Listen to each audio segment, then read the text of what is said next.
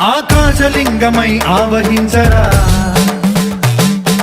ఢమఢమని డమరుక ధ్వని చలిపి జడదని వదిలించరా శ్రీవాయులింగమై సంచరించరా అణువణువున తన తనువున నిలిచి చలనమే కలిగించరా